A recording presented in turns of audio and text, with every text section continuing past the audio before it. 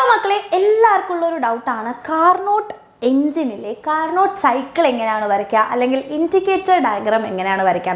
അപ്പോൾ അടിപൊളിയായിട്ട് മിസ് നിങ്ങൾക്ക് എങ്ങനെയാണ് കാർനോട്ട് സൈക്കിളിൻ്റെ ഒരു ഡയഗ്രാം വരയ്ക്കുക, അല്ലെങ്കിൽ PV ഡയഗ്രാം, ഇൻഡിക്കേറ്റർ ഡയഗ്രാം ഒക്കെ വരയ്ക്കാമെന്ന് വളരെ എളുപ്പമാണ്. ആദ്യം തന്നെ നമ്മൾ എന്ത് ചെയ്യണം, ഒരു എക്സ് ആക്സിസിനെയും ഒരു വൈ ആക്സിസിനെയും ജസ്റ്റ് വരച്ചു വയ്ക്കുക.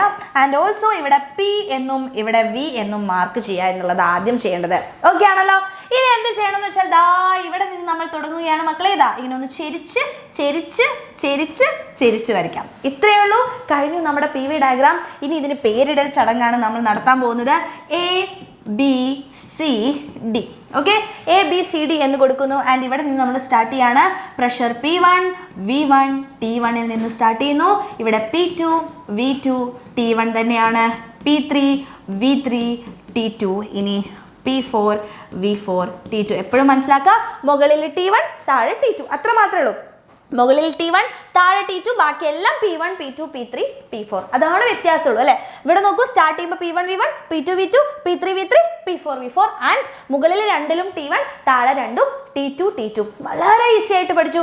ഇനി ഇതിൽ ഓരോന്നും എന്തൊക്കെ പ്രോസസ്സുകളാണെന്ന് നമുക്ക് അറിയണം അല്ലേ. വളരെ എളുപ്പമാണ്. ഇവിടെ നമുക്ക് 4 പ്രോസസ്സുകളാണ് പഠിക്കാനുള്ളത്. അതിന് പഠിക്കാൻ മിസ് ട്രിക്കും പറയുന്നുണ്ടായിരുന്നു. എന്താണ്? IA ആണ് അല്ലേ.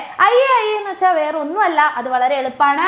ഐസോതെർമൽ അല്ലേ, ആദ്യം എക്സ്പാൻഷൻ ആണ്. So isothermal expansion, then adiabatic expansion, adiabatic expansion, then isothermal compression, isothermal compression, then adiabatic compression. Okay, adiabatic compression.